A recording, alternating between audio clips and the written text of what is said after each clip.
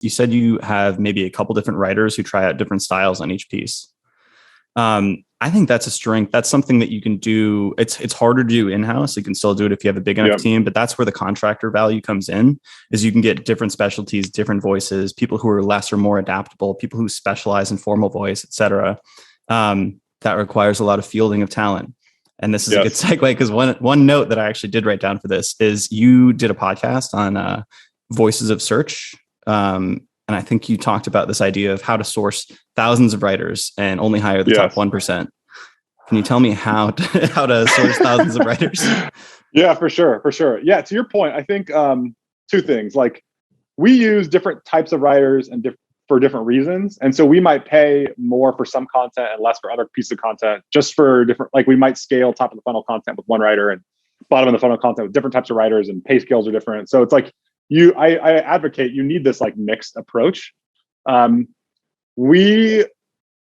very difficult. Everyone's problem and bottleneck is finding good writers. Especially, we tend to do a lot of like high volume engagements, which I kind of like to do because it's almost like a big puzzle that you're trying to figure out with these big companies. But the challenge of that is you need a ton of writers to do that properly. And if you're trying to like scramble and hire writers in the same month that you need the content, it's never going to work. So that's another, problem I've learned the hard way. But so we had all these problems that we were struggling with. It was taking up too much of my personal time, or it was taking up too much of our like highest paid people, frankly, internally. Like, our highest paid editors were having to do way too much work with like reviewing brand new writers.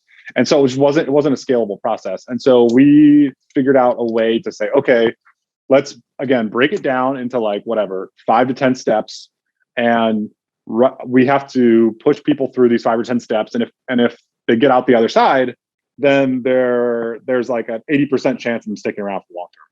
So we might be giving writers like paid articles to do, and they still might not make it all the way and might not be hired full time. So we test everyone with paid work, part-time or contract first, before hiring them full time. And it might last 1 month. It might last like 3 months. I tell people to hire writers like to hire salespeople. Hire like 3, knowing you're going to keep 1. Because you don't really know what you want, if they're going to be a good fit outside of just their style.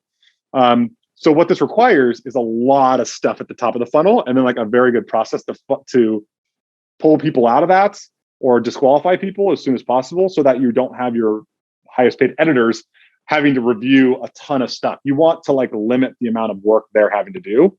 And so we did that by like, okay, ton of job board ads everywhere where we could possibly find freelance writers, or if we're hiring project management writers, like project management specific places.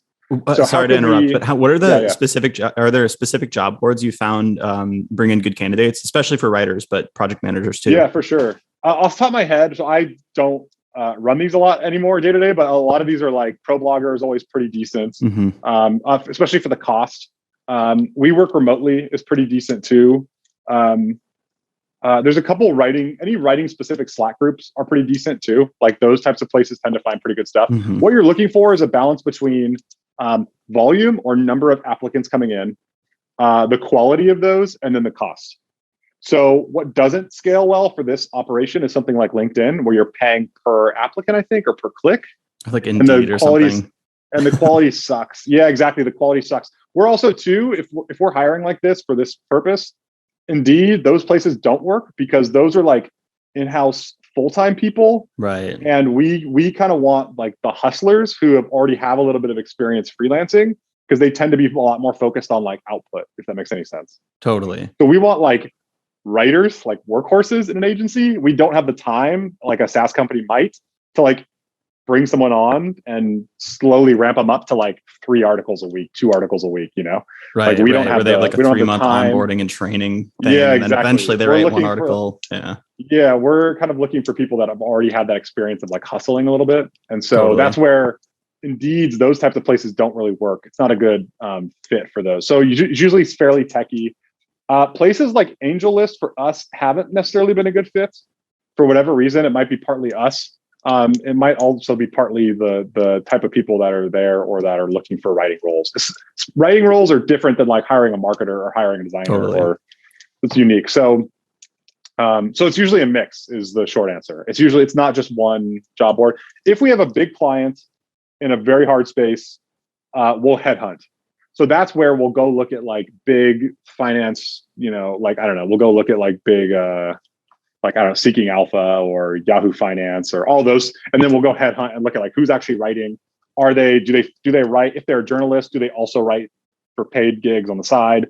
And that also depends on the budget of the client. So if the budget for the client isn't there because they don't want to pay enough, then we can't do that. We have to go for a different approach. So I guess that's the short answer, is like, it's a spray and pray approach. It's very hard to find one good writer. It's easier if you just look at a lot of writers to find one good writer. Mm-hmm. So how do we spray and pray a little bit? And then we use a series of like checkpoints, which we can get into. But one of them off the bat is like, we'll ask for LinkedIn URL.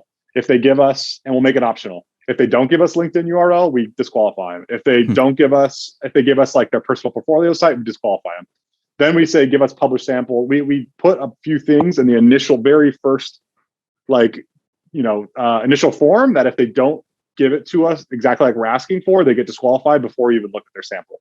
Because if they're not, we're a remote company. We can't, probably like you guys, we can't babysit people. We can't like, and we're all in different time zones. Like we have to work asynchronously. You need we're looking for a style of writer as much as can they write on this subject. Yeah, that resonates. I do the same thing with ProBlogger, and I call them brown M&Ms clauses, because I think that it was Van Halen or one of those bands would always say like, remove all the brown M&Ms from our M&M jar, and then would fire the person that didn't do that. And it wasn't that they cared about brown M&Ms; they just wanted somebody who was really keen to like the details. And I do that with my job ads. I'll put in silly things like say this exact subject line, exactly 3 pieces. Don't give me a portfolio. Tell me your favorite album or something like that. Because then it's very easy stuff. It's not like I'm asking to write, like a book or something like that. But as soon as I see that they didn't do it, I'm like, oh, you didn't read the ad. And like, if you can't read the ad, you're not going to read the instructions when I send a content outline or something like that. So it's a very good first layer filtering mechanism. Yeah. It filters out a depressingly large number of people. Yep. Like it filters out like, I don't know, 50%, like right off the bat. So let's say, if I'm hiring like one writer, like I said, if we're trying to do like the 1% type of idea, like we need to look at hundreds of people.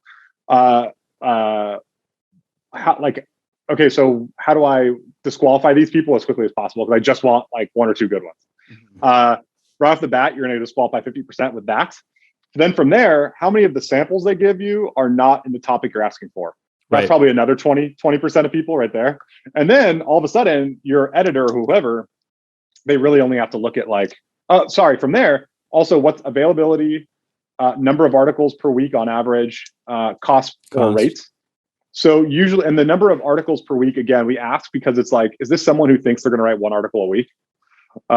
We just kind of ask it open-endedly just to see what they say. And it's because like, again, in an agency, unfortunately, you can't do that. Or you can, but it's harder to manage a bunch of writers doing 1 article a week. It's just a pain. You want a higher capacity and to work with the fewest possible writers doing the most possible work. Yeah, exactly. Just 100%. Out of complexity. And then, yeah, exactly. It's more of a drag. It's just a drag in a number of areas. Like the client thinks they really like that one writer, but that one writer can't write more than 1 article a week. So we can't actually scale them up. It creates more writers in total for account managers and other people to manage, or editors to get feedback to. If they're only doing 1 a week, they're probably doing it as a side gig or in their free time, which means they're not that invested. And so you can't actually like give them feedback and expect them to get a whole lot better over time. Like they're just going to get marginally or incrementally better. So it creates a number of issues. So those are like objective, quantifiable things that you can ask for. And we'll often do like our initial form. Do they make it past that? Yes. We might send a second form to get the second thing of feedback that then further either qualifies them or disqualifies them before we even have an editor look at published samples. I don't want to talk to a writer if they're asking for like, $500,000 a year. Cause it's like, okay, that's not going to work for our budget. Right. So I don't want to get invested and be like, oh, I love this writer. I love their style. I love their whatever. And then be like, oh, okay. They think that this is like a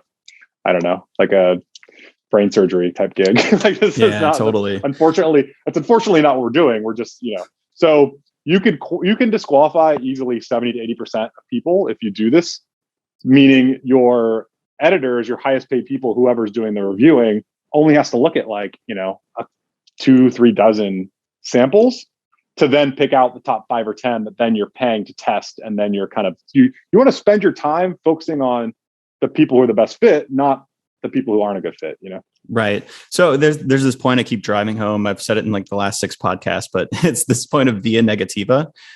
So oftentimes people look at like what they can add or like pile onto something, whether they're, trying to get fit or, build an experimentation program or whatever it is. But it's often more effective to look at what you can exclude or subtract. And I think this is a perfect example, because if I just imagine like what I would be looking for in terms of a writer that's like via additiva, I don't know what that would be, but like via positiva, I guess. It's like good, but what does good mean? Like, how do I know how to define that or like filter that? But I do know what is not good. I do know what I don't want. So if I can just filter out as much exclusion as possible, then I can get to the point where I can actually deal with a handful of people, where I can put a little more subjective, more hands-on approach to like, looking through those applicants. For sure. And over time, I think we've done a better job of realizing like what aspect of content we're really good at and what that means for our clients. In other words, like what our clients are looking for and get the most value out of. And then therefore that dictates like how we should work and then how our writers are a good fit or aren't a good fit. So in other words, there's a lot of times we don't work with writers or stop working with writers that are really good writers, like probably arguably better at the act of writing than other people we use or work with, just because they're not a good fit for the style of work. And they're not, and that's like, it just is what it is, like it doesn't mean that they're personally not a good writer. It don't mean we don't like them or it's not a good fit for this very unique problem we're trying to solve for clients, on behalf of clients. And not a good fit, you mean that would be specific to like maybe tone of voice, or like if they're like writing long form and you need short form, or like a specific industry? Not even that. It could even be like just like work habits. Like someone like the writer who has a million Slack questions every time you give them an assignment. Right. Or like wants to hop on a. Yeah, I mean that's just like one glaring example. So not everyone's like that, but if a writer's not a good fit tone wise for one client, that's okay. They're probably going to be a good fit for another one, or for us internally. Like we have our own internal projects. I give a lot more leeway to writers in that sense. Like I like seeing different styles. I like when people are whatever, like snarky. I like when people show more personality. A lot of clients don't. A lot of clients want you to be boring. But yeah, so it might just be something as simple as like, hey, we like working with you. We can't keep answering this many questions based on the rate we're paying you. Because our editors also have a lot of work to do and we're on opposite time zones and we can't jump on a Zoom call every time we have a question. So like, that's probably going to be an issue for you and it's kind of being an issue for us. So is this better just to like part ways respectfully, even though we love you and love your work and everything else? It's not a quality issue. Again, most companies think it's a quality. It's not a quality issue. It's just it's just not a good style of work for our business model and everything else.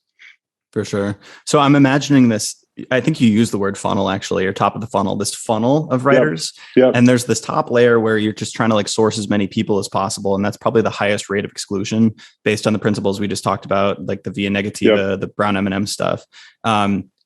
There's a second layer potentially of contract writers, people who you actually move forward with a test assignment. Maybe there's even a second, like a kind of split layer in there where you have like a tier of contract writers who are kind of like on deck or like can, work with a client here if you need them. And then is the bottom of the funnel, like you're trying to push these really good contractors into full-time writers. Do I have that mostly right? Ideally. Yeah. Ideally. So, and then even if they're looking for a full-time gig out of the gates, we'll start them with paid tests. And we don't actually interview writers either upfront. We only interview them if we're going to hire them full time. Like this might be 3 months down the road of working together. And the reason for that is, again, it becomes like an interview for a role like writing is largely, they can give off too many red herrings and signals that don't actually relate to, are they a good writer and do they work in the system or not? So like, someone's personality or how they give me an answer to something doesn't tell me if they can meet deadlines, write about certain topics intelligently, spot problems before they happen. Like you only find those things after actually working together. So a lot of the times we want to actually work with people. It might be different for different roles. If it's like a senior role, then obviously we're interviewing people, we're going to those extra degrees. It becomes too time consuming and cost intensive to do that. in the initial qualification stages. So we actually don't interview at all until they've kind of like, it's kind of sink or swim, to be completely honest with you. And once you've proven you can hang, then that's when we start investing the time, do the interviews, want to figure out, hey, what are you doing now? Do you have another gig? Are you writing for, how many other clients are you writing for? Okay, cool. Like, are they paying you a lot? Can we pay you more? Can we bring you on full time? Like that's when it usually starts with those kind of conversations to like really invest the time to, because by that point, we already know it's a really good fit.